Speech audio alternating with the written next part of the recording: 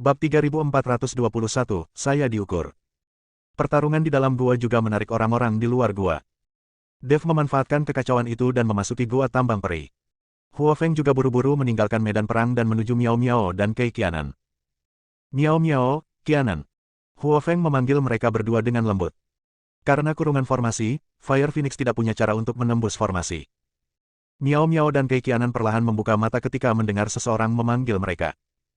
Ketika mereka melihat itu adalah Phoenix api, mata mereka penuh kegembiraan dan mereka semua menitikkan air mata. Jangan bersuara atau bersemangat, aku akan menemukan cara untuk mengeluarkanmu. Huo Feng menghibur keduanya dan menyuruh mereka untuk tidak terlalu bersemangat.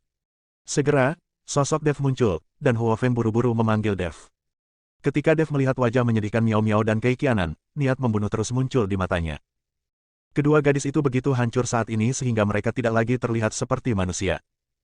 Dev tidak dapat membayangkan apa yang telah mereka berdua lalui. Tuan, ada formasi, apakah menurutmu kamu bisa menghancurkannya? Huo Feng bertanya pada Dev. Dev hanya melihatnya sekilas dan menekan telapak tangannya dengan lembut pada formasi tersebut, dan formasi tersebut menghilang. Ini adalah formasi kurungan yang paling sederhana. Bagi orang yang tidak memahami formasi tersebut, sangat sulit untuk menerobosnya, tetapi bagi Dev, ini sangat mudah. Setelah formasi dipatahkan, Dev dan Huo Feng buru-buru membantu Miao Miao dan Kei Qianan meninggalkan gua tambang peri. Pada saat ini, di gua tambang abadi, terjadi pertarungan sengit memperebutkan mutiara pengikat angin, dan tidak ada yang memperhatikan Dev dan yang lainnya. Setelah Dev dan yang lainnya keluar dari gua tambang peri, mereka menghela nafas lega. Huo Feng, suruh mereka berdua pergi, aku akan menjaga mereka di sini. Kata Dev. Tuan, ayo pergi bersama. Huo Feng merasakan niat membunuh dalam diri Dev, dan takut dengan apa yang akan dikatakan Dev, jadi dia memasuki gua tambang peri untuk membalas dendam. Bawa mereka berdua pergi, aku punya kebijaksanaan. Dev meminta Huo Feng dan yang lainnya pergi. Hanya setelah pergi barulah Dev melepaskannya. Tidak peduli apa, dia akan membuat semua orang di Yupumen membayar harganya. Huo Feng tahu tidak ada gunanya membujuknya, jadi dia pergi bersama Miao Miao dan Kei Qianan. Dev, memegang pedang pembunuh naga, berdiri dengan tenang di luar pintu masuk gua tambang peri. Terlepas dari apakah mereka anggota Sekte Yunu atau Sekte Yupu, selama mereka keluar dari gua, Dev akan membunuh mereka dengan satu pedang tanpa ampun. Pada saat ini, pertempuran di gua tambang peri akan segera berakhir, dan Sekte Gadis Giok secara bertahap gagal. Tuan, tolong cepat pergi, kita akan putus. Ketiga murid Sekte Gadis Giok berteriak kepada Fu Naixi. Fu Naixi sudah terluka saat ini, dan dia pasti akan kalah jika terus bertarung. Jadi Fu Naixi berbalik dan berlari menuju luar gua. Kemana kamu lari? Hai Ande juga sangat marah saat ini. Sebagian besar muridnya telah meninggal, dan dia sendiri terluka. Jika Fu Naixi melarikan diri, bukankah kematiannya akan sia-sia? Fu Naixi masih memegang mutiara pengikat angin di tangannya. Tapi ketika Hai Ande melompat dan hendak mengejar, tiga murid Sekte Gadis Giok menghentikan Hai Ande. Setelah melihat ini, murid Sekte Jadepu juga mengambil tindakan, menghalangi ketiga murid Sekte Gadis Giok, membiarkan Hai Ande melepaskan tangannya untuk mengejar Fu Naixi. Fu Naixi sangat cepat dan bergegas keluar gua dalam sekejap. Dia tidak pernah menyangka ada seseorang yang menjaga di luar gua. Begitu sosok Fu Naixi keluar dari gua, cahaya dingin langsung keluar. Fu Naixi terkejut, tubuhnya gemetar, cahaya dingin melintas di lengan Fu Naixi, dan luka panjang langsung muncul. Fu Naixi melihat lukanya dengan ketakutan di wajahnya. Jika aku tidak mengelak tepat waktu sekarang, kepalaku akan terpenggal. Fu Naixi memandang Dev dengan marah. Ketika dia mengetahui bahwa yang menyerangnya hanyalah biksu tingkat pertama di alam kesengsaraan, dia menjadi semakin marah. Bab 3422, bunuh kamu. Kamu, seorang kultivator tingkat pertama di alam kesengsaraan, berani menyerangku. Apakah kamu ingin mati? Fu Naixi menatap tajam ke arah Dev, tapi tidak bergerak. Karena dia tahu Haide sedang mengejarnya, jadi dia tidak bisa membuang waktu untuk Dev. Setelah mengancam Dev, Fu Naixi melompat dan mencoba melarikan diri. Tapi Dev juga melompat, dan pedang pembunuh naganya langsung mengeluarkan seluruh pancaran pedangnya, menghentikan Fu Naixi. Anak nakal, kamu sedang mencari kematian. Fu Naixi sangat marah dan ingin menyerang Dev. Tapi sebelum Fu Naixi bisa mengambil tindakan, Hai Ande sudah mengusirnya. Melihat Hai Ande mengejarnya, Fu Naixi hanya bisa fokus pada Hai Ande. Hai Ande melihat Dev membantunya menghentikan Fu Naixi, jadi dia tersenyum ringan dan berkata, anak kecil Tao, terima kasih telah membantuku menghentikan orang ini. Aku akan membunuhnya nanti dan memberimu beberapa ranjau peri sebagai ucapan terima kasih. Setelah Hai Ande selesai berbicara, dia menatap Fu Naixi dengan mata dingin dan berkata, Jalang, kamu tidak bisa melarikan diri. Serahkan bola itu dengan patuh. Demi kita berdua yang telah berlatih bersama selama bertahun-tahun, aku bisa mengampuni hidupmu. Petik 2. Berhentilah bermimpi. Siapapun yang mendapatkan bola ini adalah miliknya. Jika kamu ingin mengambilnya dariku, lihat apakah kamu memiliki kemampuan. Fu Naixi meludah dan bersiap menyerang. Sepertinya kamu akan dihukum dengan minuman jika kamu tidak makan roti panggangnya. Setelah Hai Ande selesai berbicara, dia mengeluarkan tanda gelap dari tubuhnya, dan kemudian menggumamkan sesuatu. Ketika perintah suci keluar, langit dan bumi akan menghukum. Saya melihat garis-garis Yin Qi tersedot ke dalam token dari tubuh Hai Ande. Melihat pemandangan ini, Fu Naixi hampir mematahkan gigi geraham belakangnya. Anda harus tahu bahwa dua orang baru saja berkultivasi bersama dan saling melengkapi. Semua energi Yin ini diserap oleh Hai Ande dari dirinya sendiri. Hai Ande melemparkan token itu ke tangannya, dan segera mengeluarkan suara gemuruh, lalu token itu menuju ke arah Fu Naixi. Token itu semakin besar, dan akhirnya menutupi langit dan matahari. Fu Naixi menembakkan beberapa sinar cahaya dalam sekejap, tapi tidak ada reaksi saat dia mengenai tokennya. Ketika Fu Naixi melihat ini, wajahnya menjadi sangat ketakutan, dan dia terus mundur, berusaha menghindari serangan token itu. Sangat disayangkan begitu Fu Naixi mundur, pedang pembunuh naga di tangan Dev telah ditebas. Mustahil bagi Dev untuk melihat Fu Naixi melarikan diri, lagi pula, orang ini masih memegang mutiara pengikat angin di tangannya. Tak seorang pun boleh mengambil mutiara pengikat angin miliknya. Melihat Dev memanfaatkan situasi tersebut, Fu Naixi langsung mengumpat dengan marah, dasar bajingan kecil, aku akan membunuhmu. Tapi ketika Fu Naixi hendak menyerang Dev, token itu jatuh. Fu Naixi tidak punya waktu untuk menghindar dan langsung terkena serangan itu sampai mati. Sampai kematiannya, mata Fu Naixi tertuju pada Dev. Melihat Fu Naixi sudah mati, Hai Ande melambai dan token itu kembali ke tangannya. Tapi jelas sekali energi Hai Ande menjadi jauh lebih lemah. Tampaknya menggunakan token ini telah menghabiskan banyak uang, dan ditambah dengan luka di tubuhnya, dia sekarang sangat lemah. Untungnya, Dev hanyalah biksu tingkat pertama di alam kesengsaraan, jadi Hai Ande tidak takut sama sekali. Bahkan jika dia sangat lemah sekarang, itu masih lebih dari cukup untuk menghadapi kultivator tingkat pertama di alam kesengsaraan. Fu Naixi meninggal, dan mutiara pengikat angin keluar dari tubuhnya. Dev membungkuk dan mengambil mutiara Dingfeng. Ketika Hai Ande melihat ini, dia berkata kepada Dev, teman kecilku, penganut Tao, itu bolaku. Bola itu dicuri oleh wanita jalang bau ini. Tolong kembalikan bola itu kepadaku. Aku tidak akan memperlakukanmu dengan buruk atas bantuan yang baru saja kamu bantu. Aku sudah menambang banyak milik peri ini. Kamu dapat mengambil sebanyak yang kamu butuhkan. Hai Ande ingin Dev mengembalikan mutiara Feng Feng kepadanya. Tapi Dev mengabaikannya dan langsung memasukkan kembali mutiara Dingfeng ke dalam ring penyimpanan. Bab 3423, siapkan jebakan. Ketika Hai Ande melihat ini, dia tiba-tiba menjadi marah. Nak, apa maksudmu? Saya adalah master dari Sekte Yupu. Anda, biksu tingkat pertama di alam kesengsaraan, berani merampok saya secara langsung. Benda ini awalnya milikku. Dev memandang Hai Ande dengan tatapan menakutkan di matanya, seolah dia ingin memakan Hai Ande. Hai Ande merasakan tatapan Dev dan tidak bisa menahan cemberut. Kamu berbicara omong kosong. Bola itu jelas ditemukan di tambang peri ini. Bagaimana bisa itu milikmu? Hyande berkata dengan marah. Ini awalnya milikku. Manik ini disebut manik Dingfeng. Aku sengaja memasukkannya ke dalam gua secara diam-diam dan kemudian memintamu untuk bertarung. Karena hanya dengan cara inilah aku bisa menyelamatkan dua gadis yang kamu tangkap. Dev berkata dengan lugas. Ketika Hai Ande mendengar ini, dia tercengang, dan kemudian tubuhnya menjadi marah. Anak baik, ternyata ini semua adalah jebakan yang kamu buat, tetapi bahkan jika kita saling membunuh, kamu, seorang biksu muda dari alam kesengsaraan tingkat pertama, tidak akan bisa mendapat untung. Jika kamu tidak menyerahkan bola itu, jangan salahkan aku karena bersikap kasar padamu. Aura di tubuh Hai Ande meledak, tapi wajahnya semakin jelek. Dengan luka di tubuhnya dan urgensi kemarahannya, Haide mungkin tidak bisa bertahan lama. Pada saat ini, beberapa murid Sekte Yupo berlari keluar gua. Saat ini, hanya sedikit orang yang selamat, dan semua orang masih mengenakan pakaian berwarna. Tuan. Setelah keluar, beberapa murid Sekte Yupo buru-buru datang ke belakang Hai Ande. Melihat muridnya keluar, Hai Ande berkata dengan mata merah, kalian, bunuh orang ini sekarang juga. Meskipun murid-muridnya terluka, bagaimanapun juga, mereka semua adalah biksu di alam kesengsaraan tingkat ketiga atau keempat, dan masih ada beberapa lagi. Untuk menghadapi Dev, yang berada di alam kesengsaraan tingkat pertama, mereka akan terluka mudah ditangkap. Hai Ande berpikir begitu, tapi hasilnya sangat berbeda. Saya melihat beberapa murid Yupo menyerang Dev. Tapi Dev tetap tidak bergerak, dengan tatapan dingin di matanya. Tepat ketika Yupo Men ini membawa mereka ke hadapannya, pedang pembunuh naga di tangan Dev bergerak. Saya melihat Dev berayun ke depan dengan seluruh kekuatannya, disertai dengan auman naga. Seekor naga emas muncul dari udara tipis, mengaum dan bergegas menuju beberapa murid Sekte Yupo, dan tubuh naga emas itu terbakar dengan api yang berkobar. Kemunculan naga emas mengejutkan para murid Sekte Yupo. Ketika naga emas tiba di depan mereka dan terbang melewati mereka, hanya beberapa orang yang bereaksi. Sayangnya, sudah terlambat, semuanya terbakar bensin.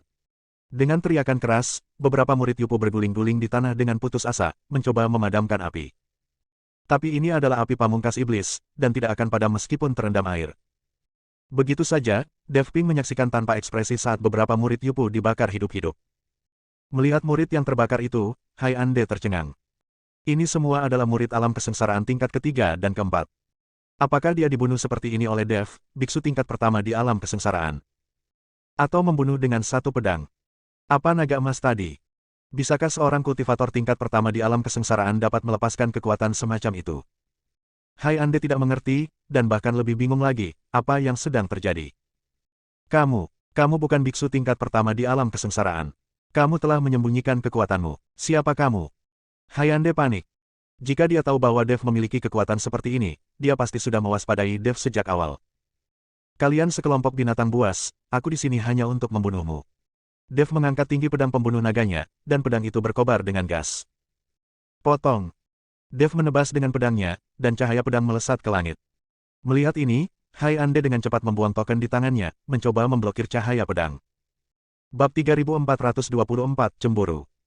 Tapi setelah token itu menyentuh cahaya pedang, itu langsung berubah menjadi beberapa bagian. Tapi cahaya pedang yang ditebas Dev tidak berhenti sama sekali, dan menebas langsung ke arah Hai Ande.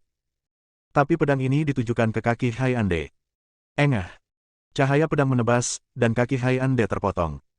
Hai Ande, yang awalnya tingginya lebih dari 1,8 meter, tiba-tiba menjadi hanya 1 meter. Dev perlahan berjalan menuju Hai Ande. Mata Hai Ande penuh ketakutan, tapi tidak ada cara untuk melarikan diri. Dev berjalan ke arah Hai Ande, tapi bukannya membunuhnya, dia langsung berjalan dan memasukkan semua biji peri yang ditambang ke dalam ring penyimpanan. Tambang peri ini ditambang dengan susah payah oleh Yuffman dan Yupumen. Alasan kenapa dia tidak membunuh Hai Ande adalah karena dia ingin membawa Hai Ande ke Miao Miao dan Keikianan. Dia ingin dua gadis membunuh binatang ini dengan tangan mereka sendiri. Mungkin hanya dengan cara inilah kedua gadis itu dapat menemukan kenyamanan di hati mereka. Tepat ketika Dev menyingkirkan tambang peri dan hendak membawa Hai Ande pergi, tiba-tiba 5 aura menakutkan datang dari jauh dan mendekat. Dev mengerutkan kening dan menjadi gugup. Tapi saat dia melihat orang itu datang, dia menghela nafas lega. Ternyata Baikian datang membawa bala bantuan. Ketika Baikian melihat ke arah Hai Ande yang malu dan orang mati di luar gua, dia tercengang. Dan beberapa orang lainnya juga memasang ekspresi kaget di wajah mereka. Dev, ini semua ulahmu. Apakah kamu menyelesaikannya sendiri? Baikian bertanya dengan sangat terkejut. Baikian tahu bahwa dia pun tidak akan mampu menghancurkan Sekte Yunu dan Sekte Yupu sendirian. Dia tidak tahu bagaimana Dev melakukannya. Dev tidak berbicara, hanya mengangguk, lalu mengambil Hai Ande dan pergi.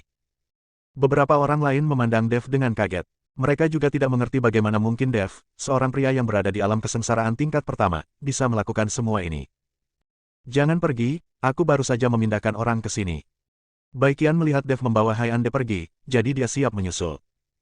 Putri Rubah, apa maksudmu? Kamu bilang ada harta karun di sini dan kamu menjebak kami. Di mana harta karun itu?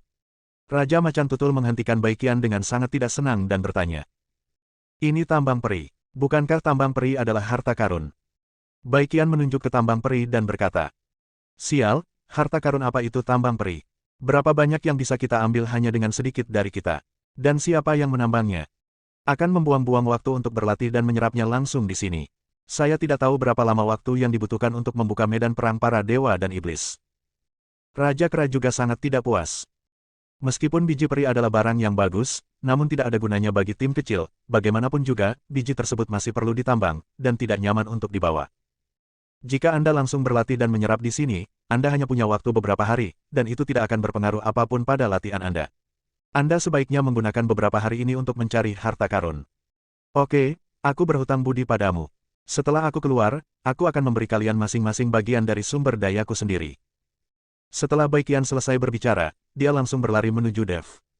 Putri Rubah ini sepertinya menyukai anak laki-laki itu. Dia terlihat salah padanya.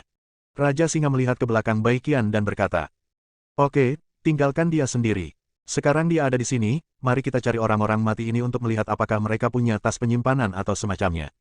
Kita tidak bisa keluar dengan sia-sia. Setelah Raja Iblis berwajah seribu selesai berbicara, dia mulai mengobrak-abrik.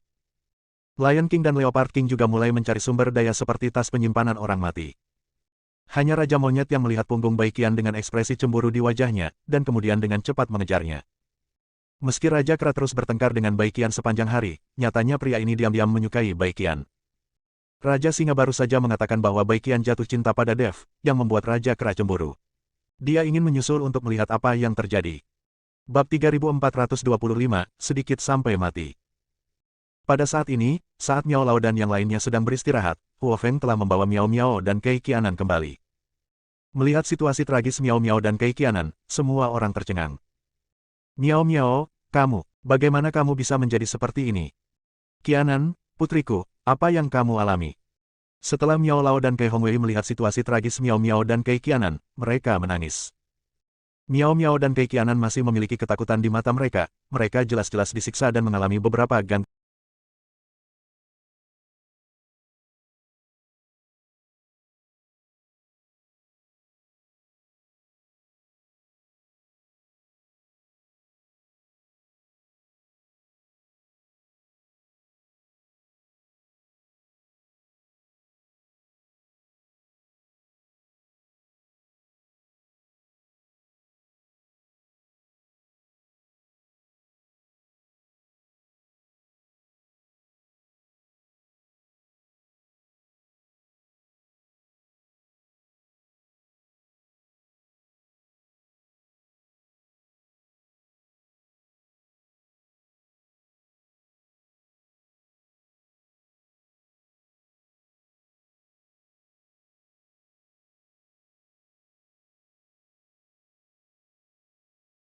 Miao Miao dan Kei Qianan masih memiliki ketakutan di mata mereka jelas-jelas disiksa dan mengalami beberapa gangguan mental. Yupo Men, aku akan bertarung denganmu, aku akan bertarung denganmu. Tuan Miao tiba-tiba meraung marah, dan aura di tubuhnya terus meningkat. Tampaknya Miao Lao berencana meledakkan dirinya dan mati bersama Sekte Yupo. Dan aku, nafas Kai Hongwei juga melotot, membengkak tak terkendali. Jika kedua orang ini menghancurkan dirinya sendiri, kekuatannya pasti tidak akan membuat siapapun di tempat kejadian hidup. Miao Lao, jangan impulsif. Bos Kai, kamu bisa membunuh orang dari Sekte Yupo kapan saja, tapi kamu tidak boleh melakukan hal bodoh. Mereka semua meyakinkan mereka berdua bahwa jika mereka gagal mengendalikan kekuatan mereka dan meledakkan diri sekarang, semuanya akan berakhir. Miao Lao, Bos Kai, orang-orang dari Sekte Yupo tidak akan hidup lama. Tuannya telah meninggalkan mereka untuk membunuh mereka. Saya yakin akan segera ada hasilnya. Huo Feng juga buru-buru membujuknya. Dan saat Huo Feng membujuk, sosok Dev perlahan muncul, memegang setengah orang di tangan Dev. Pria tak berkaki ini tidak lain adalah Hai Ande, master dari Sekte Yupo. Dev melemparkan Hai Ande ke tanah seperti anjing mati. Ketika Miao Lao dan Kei Hongwei melihat ini, mata mereka merah padam, seperti serigala lapar, dan mereka akan menerkam Hai Ande itu. Merasakan kebencian di tubuh semua orang, Hai Ande menjadi pucat karena ketakutan dan mengompol. Ah! Sebelum Miao Lao dan Kei Hongwei bisa bergegas maju, Miao Miao dan Kei Qianan, yang agak terganggu mentalnya, tiba-tiba berteriak dan bergegas menuju Hai Ande. Segera setelah itu, kedua gadis itu, seperti serigala lapar, mulai menggigit Hai Ande. Tidak ada senjata atau alat, cukup gigit dengan gigimu. Hai Ande menjerit dan ingin meronta, tapi tanpa kaki, dia tidak bisa meronta sama sekali. Semua orang melihat pemandangan di depan mereka dengan kaget. Mereka benar-benar tidak dapat membayangkan apa yang telah dialami Miao Miao dan Kei Qianan hingga membuat kedua gadis itu menjadi seperti ini. Saat Dev melihat pemandangan ini, hatinya penuh dengan kesedihan. Dua gadis baik, hidup mereka hancur. Baikian ada di sini. Dia telah mengalami adegan besar. Saat dia melihat Miao Miao dan Kei Qianan menggigit Hai Ande, dia terkejut. Dalam waktu singkat, Hai Ande digigit hingga tak bisa dikenali oleh kedua gadis itu. Tenggorokannya digigit dan tidak ada suara. Tapi kedua gadis itu belum berhenti, mereka masih menggigit. Melihat ini, Dev melambaikan tangannya dan menusuk leher kedua gadis itu dengan dua jarum perak, seketika membuat kedua gadis itu tertidur. Bagaimana kabarnya? Baikian bertanya pada Dev. Dev menceritakan apa yang terjadi pada Miao Miao dan Kei Qianan. Setelah mendengar ini, Baikian sangat marah hingga seluruh tubuhnya gemetar. Dia juga seorang wanita, jadi dia bisa memahami keputusasaan kedua gadis Miao Miao dan Kei Qianan. Binatang buas ini lebih buruk dari babi dan anjing. Bai Qian mengertakkan gigi karena kebencian. Adapun Miao Lao dan Kai Hongwei, mereka memandangi cucu perempuan dan anak perempuan mereka, dan mereka langsung tampak berusia puluhan tahun. Hasil ini adalah sesuatu yang tidak mereka duga. Jika Anda berpikir untuk membunuh mereka, mereka tidak akan datang ke medan perang para dewa dan iblis ini. Hei, dua gadis baik, hidup mereka hancur, dan aku khawatir mereka harus hidup dalam bayang-bayang di masa depan. Dev hanya bisa menghela nafas. Putri Rubah, tahukah kamu cara menghancurkan jiwa? Kamu dapat membantu kedua gadis itu menghapus kenangan masa ini, sehingga mereka tidak akan hidup dalam bayang-bayang. Huo Feng tiba-tiba berkata pada Bai Qian. Bab 3426, Perubahan Sikap. Kamu tahu teknik ini? Dev memandang Bai Qian dengan heran. Saya tahu banyak hal, coba tebak seberapa banyak yang Anda ketahui tentang saya. Setelah Bai Qian selesai berbicara, dia berjalan ke arah Miao Miao dan Kei Qianan yang sedang tidur. Bai Qian perlahan membuka mulutnya, dan manik merah menyala keluar dari mulutnya. Kemudian manik itu terus berputar di atas kepala Miao Miao dan Kei Qianan, dan Bai Qian meletakkan tangannya di atas kepala kedua gadis itu. Kilatan cahaya merah menyelimuti kedua gadis itu. Tubuh Bai Qian sedikit gemetar, dan ada sedikit keringat di dahinya. Huo Feng memandang Bai Qian dan berkata, Guru, dibutuhkan banyak usaha untuk melakukan teknik pemecah jiwa. Sekarang lebih sulit lagi untuk melakukannya pada dua orang sekaligus. Diperkirakan setelah lamaran selesai, Bai Qian harus mencari tempat untuk pulih. Setelah mendengar ini, Dev tidak bisa menahan diri untuk tidak melihat ke arah Bai Qian, dan kesannya terhadap Bai Qian telah banyak berubah. Awalnya, Dev dipaksa oleh Bai Qian untuk melakukan beberapa latihan sepanjang hari, yang membuat Dev merasa sangat tidak nyaman. Tapi apakah ada cara? Sekarang dia masih membutuhkan bantuan Bai Qian. Tapi sekarang, pandangannya tentang Bai Qian telah berubah. Dengan cara ini, ketika dua orang bersama, Dev mungkin bisa memberikan lebih banyak emosi dan mengabdikan dirinya secara fisik dan mental. Setelah beberapa saat, dua helai energi hitam tiba-tiba keluar dari tubuh Miao Miao dan Kei Qianan, dan langsung dihirup oleh Bai Qian. Bai Qian menelan manik itu kembali ke perutnya dan berdiri perlahan. Oke, ingatan ini telah terhapus, tapi mereka harus meninggalkan medan perang para dewa dan iblis dan tidak pernah kembali lagi.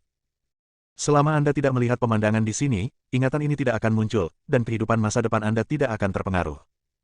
Bai Qian menyeka keringat dingin di dahinya dan berkata. Setelah melihat ini, Tuan Miao dan Kai Hongwei buru-buru berlutut dan berkata dengan rasa terima kasih di wajah mereka, terima kasih, rekan Tao. Tidak harus seperti ini. Bai Qian sedikit tersanjung dan buru-buru membantu mereka berdua berdiri. Tuan Miao dan Kai Hongwei menjemput Miao Miao dan Kei Qianan, lalu mengikuti Dev untuk mengucapkan selamat tinggal. Mereka meninggalkan medan perang para dewa dan iblis. Bagi mereka, harta apapun yang mereka peroleh tidak sepenting kerabat mereka sendiri. Para biksu yang datang bersama Tuan Miao dan yang lainnya, serta beberapa yang masih hidup, juga bersiap untuk pergi bersama mereka. Di medan perang para dewa dan iblis ini, dengan sedikit kekuatan mereka, mereka akan mati begitu saja. Terlebih lagi, mereka semua adalah kultivator biasa, dan bagi sekte tersebut, mereka adalah mangsa. Bahkan jika mereka mendapatkan harta karun itu, saya khawatir mereka tidak akan bisa mendapatkannya dari medan perang para dewa dan iblis. Dunia para dewa dan manusia sangat kejam. Ji Yun, Luo Xi, kalian berdua juga harus mengikuti Tuan Miao dan yang lainnya untuk meninggalkan medan perang para dewa dan iblis. Terlalu berbahaya di sini. Saat bahaya datang, aku tidak akan bisa melindungimu. Nona Luo, saat kamu keluar, ikuti Tuan Lembah Luo dan katakan padanya bahwa sebagian dari apa yang kudapat di medan perang para dewa dan iblis akan diberikan kepadamu di lembah roh darah. Dev masih membutuhkan bantuan Bai Qian untuk tidak takut dengan ancaman Qi Pei Jia, jadi dia tidak bisa melindungi orang lain. Ji Yun terluka. Tidak ada gunanya tinggal di medan perang para dewa dan iblis. Dia harus keluar untuk memulihkan diri. Luo Xi ingin berlatih di medan perang para dewa dan iblis, tetapi kekejaman di medan perang para dewa dan iblis kini melebihi imajinasi Luo Shouhai. Jika hal yang sama terjadi pada Luo Xi seperti Miao Miao dan Kei Qianan, Dev tidak tahu bagaimana mengikuti Luo Shouhai. Itu sebabnya dia meminta Ji Yun meninggalkan medan perang para dewa dan iblis bersama Luo Xi. Alasan mengapa Dev tidak membiarkan Huo Feng pergi adalah karena Huo Feng memiliki hubungan dekat dengan Bai Qian. Dengan Bai Qian di sini, Huo Feng pasti tidak akan terancam. Ji Yun mengangguk bersama Luo Xi. Mereka juga tahu bahwa Dev sedang memikirkan mereka, jadi mereka meninggalkan medan perang para dewa dan iblis bersama Tuan Miao dan yang lainnya. Nona Bai, kamu telah menghabiskan banyak energi. Mari kita cari tempat tersembunyi untuk memulihkan diri untuk saat ini. Dev memandang Bai Qian yang terlihat sedikit tidak senang dan berkata. Mendengar bahwa Dev peduli padanya, Bai Qian sedikit terkejut, menatap Dev, lalu mengangguk. Tetapi ketika Dev dan yang lainnya hendak mencari tempat tersembunyi untuk beristirahat, Raja Kera melompat keluar. Bab 3427, saya salah. Putri Rubah, kenapa kamu mengikuti bocah ini? Kenapa dia begitu peduli padamu? Raja Kera bertanya pada Bai Qian. Bai Qian mengerutkan kening, Raja Kera, apa hubunganku dengannya? Apakah itu bukan urusanmu? Menjauhlah dariku. Hubungan kita adalah apapun yang kita cintai. Raja Kera tampak marah dan mengertakkan gigi dan berkata, dasar jalang busuk, kamu tidur dengan semua orang, bahkan biksu kelas 1 di alam kesengsaraan. Setelah selesai berbicara, Raja Kera menatap Dev dengan galak dan berkata, anak nakal, segera menjauh dariku. Berhenti mengganggu Putri Rubah. Dia adalah wanitaku. Monyet sialan, apa yang kamu bicarakan? Siapa wanitamu? Apakah kamu menginginkan wajah? Bai Qian tidak menyangka Raja Kera akan mengatakan ini. Kamu adalah wanitaku. Begitu aku mengidentifikasimu, tidak ada yang boleh menyentuhmu. Aku akan membunuh bocah ini sekarang. Coba aku lihat siapa lagi yang ingin kamu tuju. Raja Kera berkata, aura di tubuhnya meledak, dan dia hendak menamparkan Dev dengan telapak tangannya. Wajah Bai Qian penuh amarah, dan semburan aura keluar dari tubuhnya. Namun, dia lemah sekarang, dan auranya jelas tidak sekuat Raja Kera. Dev Ping mengerutkan kening ketika menghadapi aura kemarahan tingkat ke-7 Raja Kera dari alam kesengsaraan, dan mengaktifkan tubuh emas yang tidak bisa dihancurkan di tubuhnya. Potongan sisik emas menutupi tubuh Dev. Raja Kera sedikit terkejut, tapi masih mengertakkan gigi dan menuju ke arah Dev. Monyet bau, apa kau tidak bisa melihatku? Tepat ketika Raja Kera hendak menyerang Dev, dia tiba-tiba mengeluarkan teriakan manis, dan burung Phoenix api menyemburkan aliran api dari mulutnya. Ketika Raja Kera mendengar suara ini, dia terkejut, dan tubuhnya mundur dengan cepat, dengan ekspresi ngeri di wajahnya. Ketika dia melihat api Phoenix dengan jelas, wajahnya menjadi pucat. Api Phoenix, kata Raja Kera dengan tubuh gemetar. Sialan, jika kamu berani menyerang tuanku, lihat apakah aku tidak memukulmu sampai mati.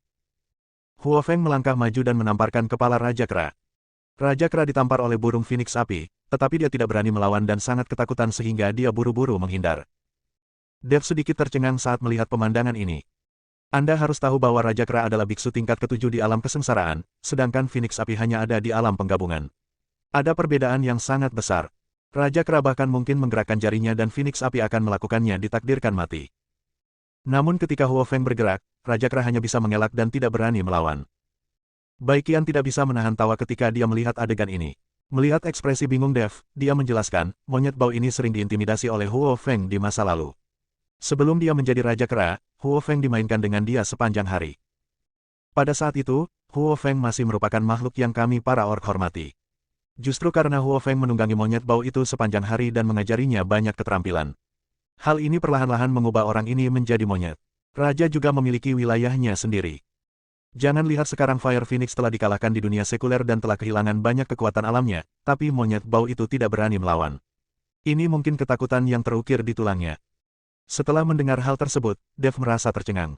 Ternyata Huo Feng mengikuti Raja Kera dan memiliki masa lalu yang seperti itu. Sepertinya dia melakukan hal yang benar dengan meninggalkan api Phoenix di medan perang para dewa dan iblis. Bibi, jangan berkelahi, jangan berkelahi. Aku salah, kenapa tidak? Raja Kera menutupi kepalanya dan memohon belas kasihan. Saat kamu bertemu tuanku di masa depan, jujurlah padaku. Apakah menurutmu menjadi Raja Kera berarti kamu hebat?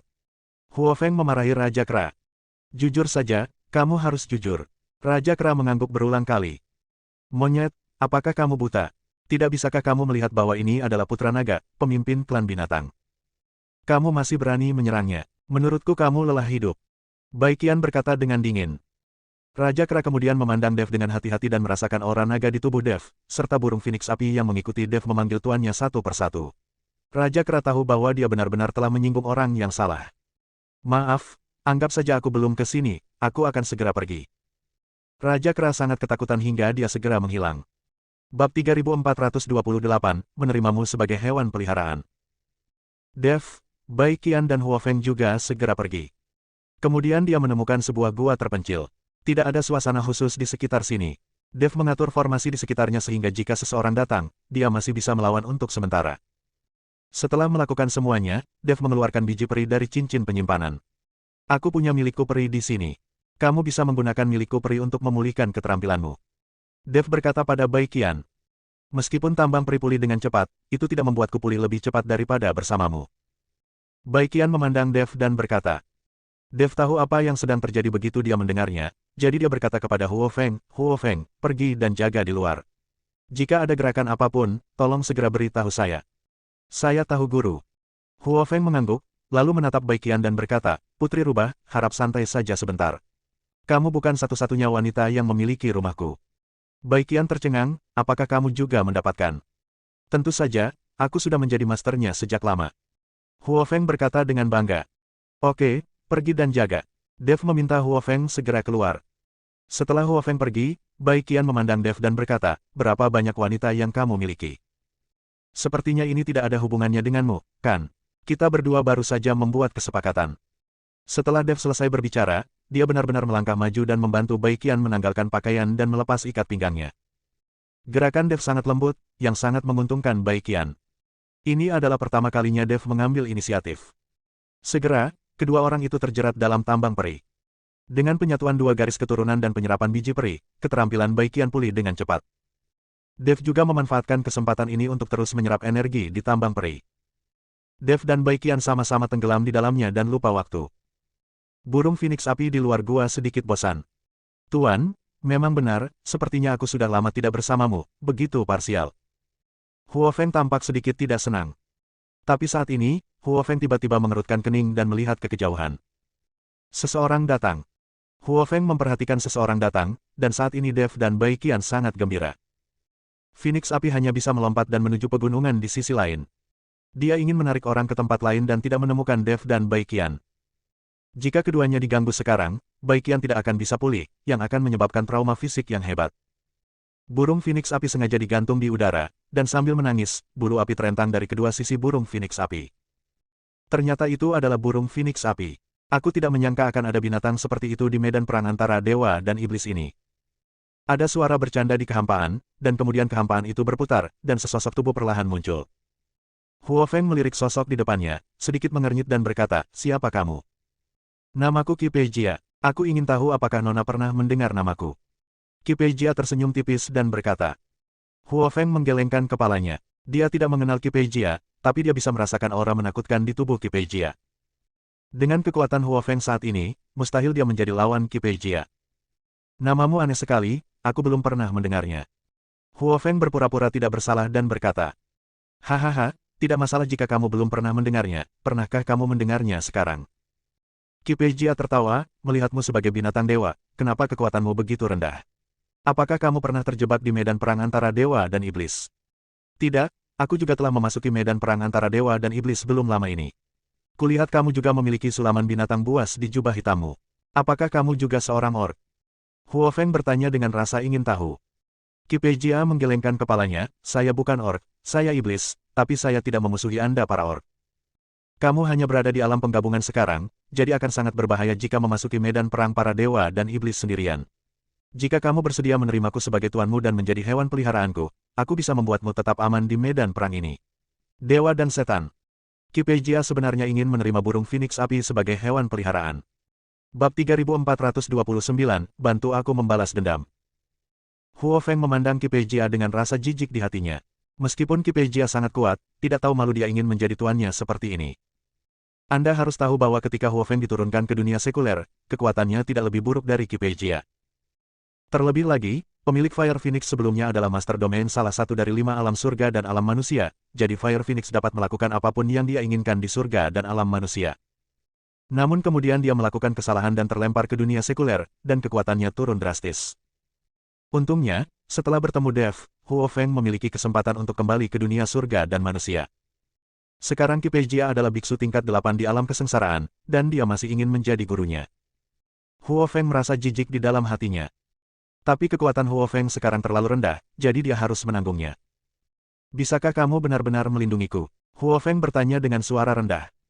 Tentu saja, di medan pertempuran antara dewa dan iblis ini, siapapun yang melihat saya, Qi Peijia, harus menundukkan kepalanya dan berperilaku seperti manusia. Qi Peijia berkata dengan ekspresi bangga.